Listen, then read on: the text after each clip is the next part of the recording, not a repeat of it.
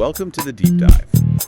Today, we have an exceptionally eclectic stack of sources. A really wild mix. Yeah, we're talking relationship coaching, transcripts from private equity execs, even commentary from former escorts. And we are distilling all of it down to one single potent insight. The surprising and often counterintuitive strategies for maximizing your personal value and commanding genuine attraction. It sounds like a strange cocktail, I know, but the sources are shockingly unified on this. They reveal these powerful parallels between success in love, intimacy, and, high-stakes ambition. Right. We are talking about universal power dynamics, the things that govern how we are valued in really any interaction. Exactly. So our mission today is to cut through the noise and show you why things like effective communication, setting clear boundaries, and just understanding the role of consequences. This is huge. It's huge, and why those are the true, non-negotiable foundations for authority, whether that's in a marriage or merger. And what's so fascinating here is how all these different domains, from dating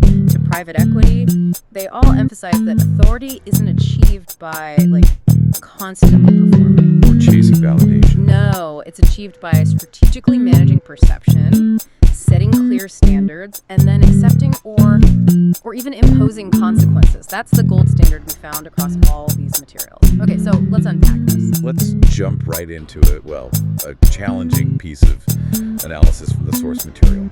It's focused on long-term relationships and marriage. And there's what one relationship expert called the dangerous illusion. What are they talking about here? So the dangerous illusion is this very specific blind spot. It tends to happen when a woman who married young, say in her early 20s. Right, when the market dynamics were totally different for her. Exactly. She might carry this subconscious belief into her 40s or 50s that her broad relationship value, her ability to attract a quality, committed partner, hasn't really changed. And she might still get attention. A colleague flirts, a personal trainer's a little too friendly. Yeah. Or even a friend's husband pays a bit too much attention. And she confuses that sexual desire for genuine, long-term devotion. A huge mistake. It's a massive blind spot. Yeah. And it leads to this sense of complacency or maybe even entitlement within her stable, long-term marriage. The danger is she might, unknowingly start to neglect a really reliable, good partner because she's mistaking this momentary desire for secure value. And this neglect, it leads directly to the core principle we found everywhere in the sources, the principle of consequence. Why is that so fundamental? Because our brains are they're fundamentally wired for consequences. We are deeply behavioral. So change only happens when there's a real reason. A real consequence attached to a behavior. If an action you don't like has no negative result, the brain just subconsciously reinforces it. It learns, this is acceptable. The sources gave a really stark illustration of this. Let's say a woman, for whatever reason, stress, resentment, she starts withholding intimacy for months, maybe even years. But the husband's behavior stays exactly the same. He's still paying the bills, doing the chores, being dependable.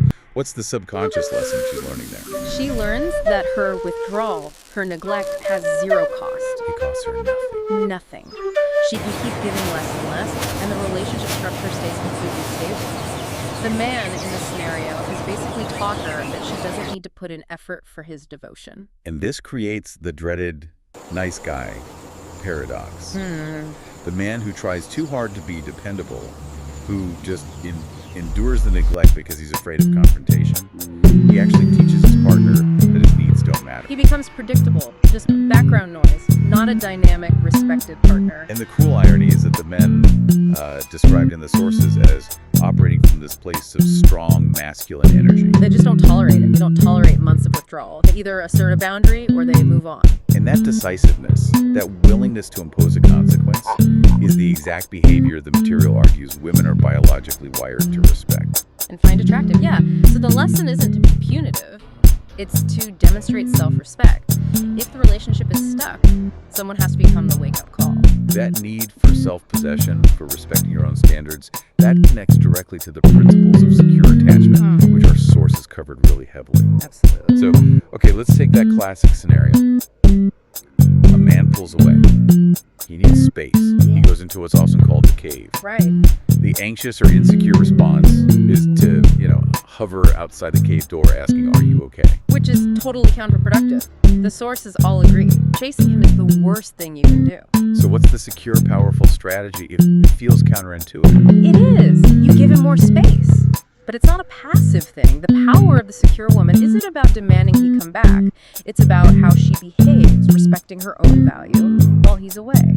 So how does that self-regulation work in practice? I mean, your partner goes quiet, the impulse is to panic. The secure response is to regulate your own nervous system first.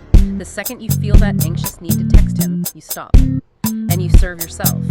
Meaning deep breathing, calling a friend, going for a walk, taking a shower, anything. You regulate your own emotional state instead of using his reply to, like, quench your thirst for connection. It sounds like the secure woman just refuses to put her life on hold for someone else's decision. Precisely. She doesn't chase. She observes the pattern, and she matches his energy.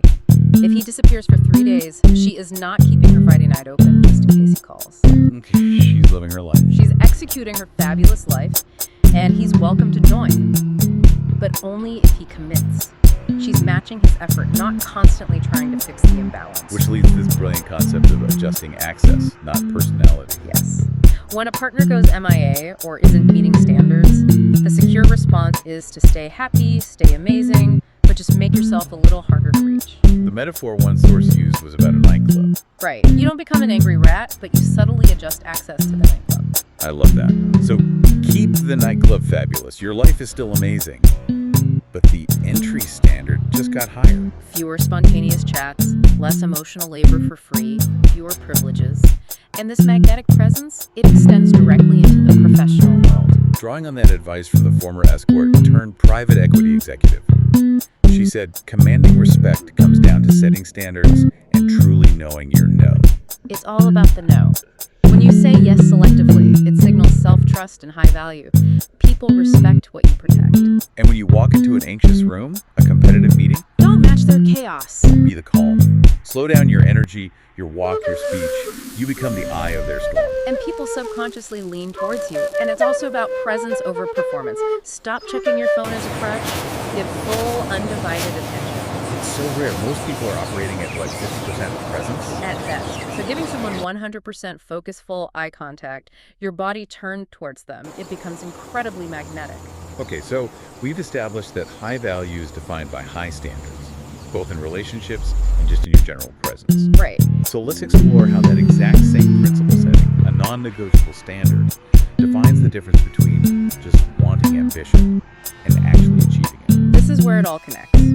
The self-possession you need in relationships is the same fuel for strategy and business. Our source on ambition was really clear that getting what you want is strategy, not some generic woo-woo manifestation. It starts with wanting something unapologetically. You have to get rid of that false humility about your dreams. One expert even suggested keeping Zillow boards full of houses you can't afford yet. And knowing which chandelier you're going to hang. Exactly. The prize is for grandiose vision, not for playing small. But, and this is a big but, that vision requires tangible action. There was a core test in the material that was so simple. If someone were spying on your daily life, would they objectively believe you were serious about your goals? Such a good question. The successful people they cited are just. They're relentlessly consistent and bold. And that boldness often means embracing what one source called strategic delusion. An unwavering commitment to the bit. It's not magical thinking, it's about internal commitment. Like the example of trespassing on a nice property just to tell the doorman, I'm going to live here. That action changes your internal state. It makes the goal feel inevitable, not just optional. And that work has to be tangible. It means breaking down huge plans into manageable steps. They talked about picking up one extra Postmates delivery a day to afford a specific pair of shoes. That small step proves to your subconscious that you're serious. One entrepreneur woke up at 4 a.m. for weeks just to pack orders herself to hit a sales goal. Manifesting is believing that what you are doing right now is going to work. Which brings us to the cost of winning. This is the other side of the coin to strategic delusion. It's the hard reality of competition. We have to talk about the effort heuristic here. Right, that's the bias where we judge the quality of something based on how much effort we think went into it. The problem is the iceberg illusion. We only see the top 10% of someone's success. The book deal, the amazing body.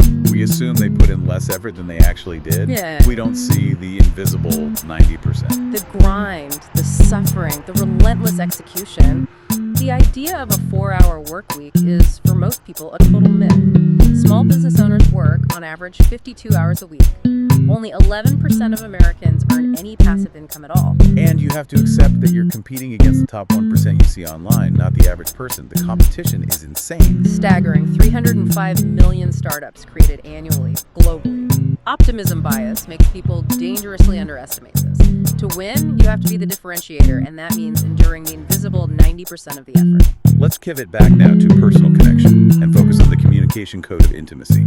This was surprisingly rich with strategic insights. It really was, especially when it came to challenging unrealistic expectations in the bedroom. The first one being that men are superheroes. Exactly. Men are not physiologically built to last for hours. The average penetration time cited in the sources is actually somewhere between 3 and 12 minutes. Usually closer to 5 to 7. Most often, yeah. And just acknowledging that reality is a huge step in setting realistic expectations for everyone. Another mistake, and this one needs some nuance, is women being too in their heads. Right. We're talking about anxiety over body image, past traumas, relationship worries, things that interrupt the moment. It's completely understandable, given all the societal pressure, but it is felt by the partner. It's a huge barrier to intimacy. The sources suggest looking at things like sensate therapy principles to address this. It's really about removing performance anxiety by slowing way down and focusing on the present moment senses. Touch, sound, smell. Yeah, rather than focusing on the outcome or your internal critic, it's about being grounded, which again is a key to that magnetic presence we talked about. Okay, so moving past the internal barriers, what about communication breakdowns? The number one mistake men cited was a lack of clear direction or feedback. It's a massive communication failure. Men genuinely want to know how to please their partner. They need clear instructions. Not hints, not passive aggression. No. And this includes the really dangerous dynamic of fake orgasms. Which men are increasingly aware of. Very aware. And it severely erodes trust and, frankly, their desire to even try again. What they want is to feel confident. They want to hear unequivocally, I did that right. This also extends to how appreciation is shown, right? The material really stressed the need for full-body intimacy. Men want verbal and physical appreciation for their entire body. Not just being treated like a driven robot, focused only on the penis. Right. Complimenting his shoulders, his skin, asking about pleasure in other areas.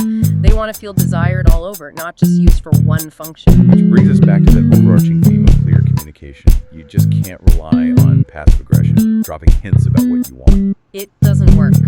Avoiding the difficult, uncomfortable conversation basically guarantees you'll be dissatisfied in the long run. You have to ask directly. So after all of that, what does this all mean for you, the listener? We've gone from the nice guy paradox to the true cost of ambition and the communication code of intimacy. And the unified theme really is that success in any of these high-stakes interactions, love, business, status, it requires embracing consequence. That seems to be the through line for everything. I think so. If we connect this to the bigger picture, the sources suggest that genuine lasting power and value, they stem from being willing to accept or impose those consequences. Whether it's giving a partner the space he needs, knowing he might actually leave. Or demanding your financial worth in a negotiation, or just enduring the suffering required for your ambition. Safety and predictability seem to be the primary enemies of value. That acceptance of risk, that willingness to set a standard that might cost you something, that's what truly makes you magnetic. Indeed. It really echoes a powerful idea we found in the source material. It's a quote where Optimus Prime tells Sam Witwicky, "Fate rarely calls upon us at a moment of our choosing." And that leads us to our final provocative thought for you to explore on your own. If your current reality or your current level of value is not serving you, are you passively waiting for fate to call? Or are you strategically choosing to become the wake-up call that rings the alarm in your own life and fundamentally resets your own